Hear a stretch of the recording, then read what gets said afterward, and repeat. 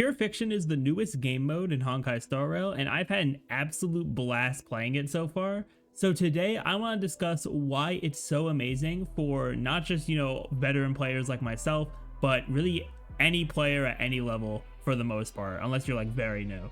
And I also do want to have some character suggestions in the video as well for characters that you might not have fully considered or that you've heard people talking about for trying to get maybe a few extra stars in Pure Fiction. So starting out with why I think Pure Fiction is amazing. In terms of a mode, I think it's very refreshing. And I think it makes you have a different mindset when it comes to how you're going to be playing and how you're going to be, running specific teams. It's going to be a very different mindset compared to existing content prior to Pure Fiction, being like MOC, Simulated Universe, that kind of stuff. Because unlike those modes, the enemies in Pure Fiction, typically just like the regular enemies, don't have that much health. And you pretty much just want to like get through as many enemies as you can to get the most points. Rather than in like MOC and Simulated Universe, you have a boss that has like a ridiculously high amount of HP, and you have to just get through them, with whatever you can do, like buff your main DPS and everything like that. But because of the lower HP, AoE attacks and just like erudition in general has become super valuable for Pure Fiction, and I do think that it's a nice breath of fresh air to be able to not only have a different kind of game mode, but also thinking about running different characters that you might not normally run, which of course I'll get into that when I talk about the characters that I recommend for sure. But something else I think is really good for any kind of player is that the rewards are, I think they're more accessible than MOC rewards, because I do think that, and with me and my own experiences too, you can get a decent amount of the stars while relying on a couple of not even very well built characters.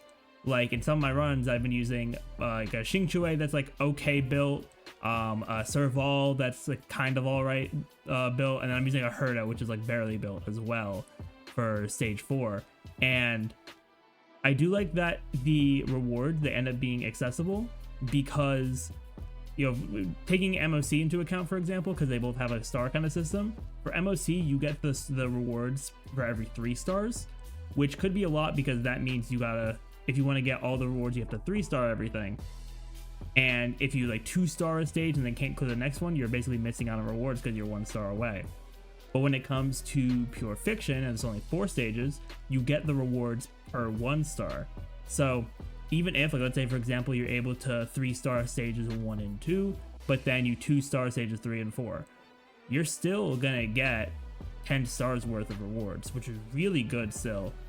Yeah, I believe that's around like 600. I think it's 600 Stellar Jade, which is still very solid for a player to have, because I do consider Pure Fiction as like an end game content still. It might not be as difficult in the traditional sense as like MOC, but it is still very, it can still be challenging depending on what you have on your account.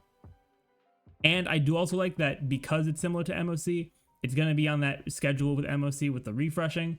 So like any of the sort of guides that you see now, which can definitely be helpful for like the mode in general, depending on what buffs we get in the future, the like whimsicalities and cacophony buffs, I do think that this is just going to be a breath of fresh air. So it's not always just like, oh, I got to clear MOC 12 today.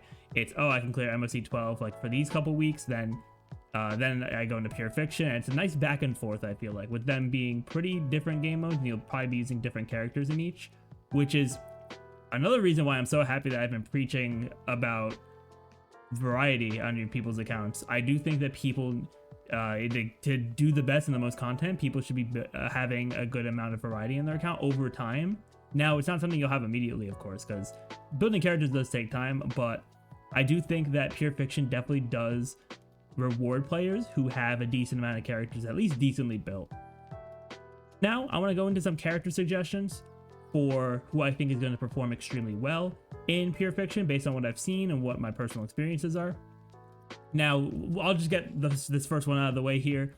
Argenti is by far the best character in Pure Fiction, especially when looking at stage 4.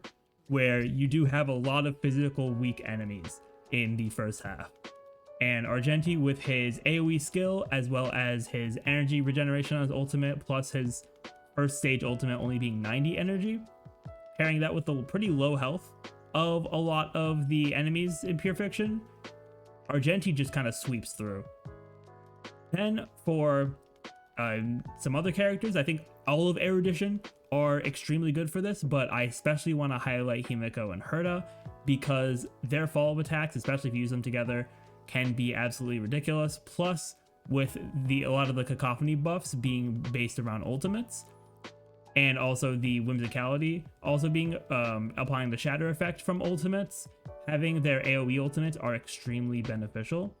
And then I also do want to highlight Serval as well, because I did use her in one of my stages. I believe it was stage 3 to get the 3-star. So yeah, having those AoE ultimates is really good as well from pretty much any Erudition character. Then I also do want to highlight destruction characters. I know a lot of people have their destruction characters. I myself, having my Jing Liu. So I think really destruction characters, and then any character that has adjacent targeting as well, so they can hit 3 enemies at a time, can do pretty well here. But depending on the character, depending on the comp you have, they might struggle a little bit because you're pretty much going to be going against 5 enemies a lot. So you're going to want to maybe add in like a sub DPS kind of character, like the way I'm using Herta with my Jing Liu team, to have a little bit of extra damage and also take advantage of her AoE ultimate. And really just take advantage of the buff as well. I think it's super important to just take advantage of it because you're getting a lot of free damage off of the shatters with the current buff. So it definitely is something really important, I think, to keep in mind for players who are trying to get through this. And then something else really cool too, you don't have to run a sustain. I feel like a lot of people by now have probably seen runs of people not running a sustain at all. And it could get a little rough depending on RNG in like some of the later stages, like stage 4 especially, but it definitely does make a lot more sense with the lower HP pools for enemies to just focus on running supports and making sure you can get as much like AoE as possible, and trying to just get through as many enemies you can within the cycle limit.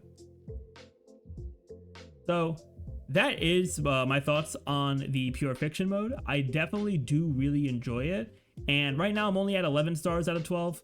I do want to try to get to 12 stars. I'm going to keep optimizing. I might build up my Herta a little bit more, get her traces up, because heroics are fine, because I actually got some good follow-up heroics from when I was farming the dot set for Gwenaifen.